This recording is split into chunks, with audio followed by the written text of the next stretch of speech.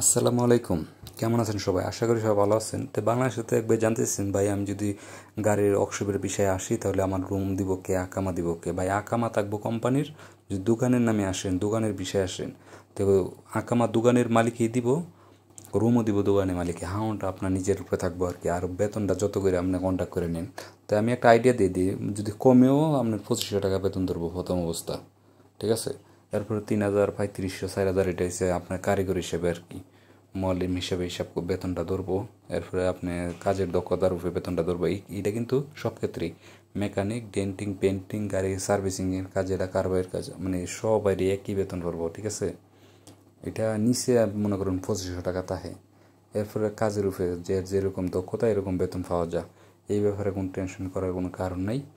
আর বিশেষ করে আমি কিন্তু বলি, দেশের থেকে কিন্তু সৌদি আরব অথবা দেশের বাইরে কিন্তু প্রচুর টাকা ইনকাম করুন যায়, দেশের থেকে বেশি টাকা ইনকাম করুন যায়। এই জিনিসটা আপনার মাথাতে রাখেন। যদি কাজ আপনার শিক্ষা থাকেন দেশও, যে কোনো কাজ, গাড়ি লাইনে আপনি প্রবাসে আইসা পড়েন, আমি যেটা বলি আর কি।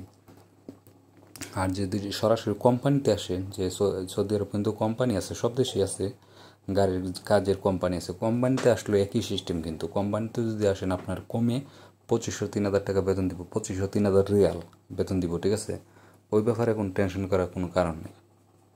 আপনি পারবেন কি পারবেন না কাজ, এই টেনশনটা মাথা থাকেন না। অবশ্যই পারবেন। দেশে যদি কইরা থাকেন, তো বিদেশ কিন্তু আরও সহজ।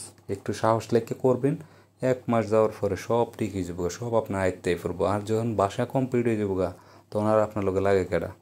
আপনার সব দিক দিয়ে আপনার আয়ত্তে ফেলবো, ঠিক আছে? আর গাড়িটা রং মারলাম, কীরকম হয়েছে এটা কিন্তু কমেন্ট করে জানাইন। তো এই গাড়িটা বাহিরে মারার কন্টাক্ট হয়েছে, আর বাহিরেই রং মারছি, ঠিক আছে? তো আমি যেটুকু জানি আমি বলছি, আর কোনো কিছু জানার থাকলে অবশ্যই কমেন্ট করবেন, ঠিক আছে? আঁকা মানে আঁকা, মা আপনার মা মা জনই দিব, যদি আপনি দোকানে বিষয়ে আসেন।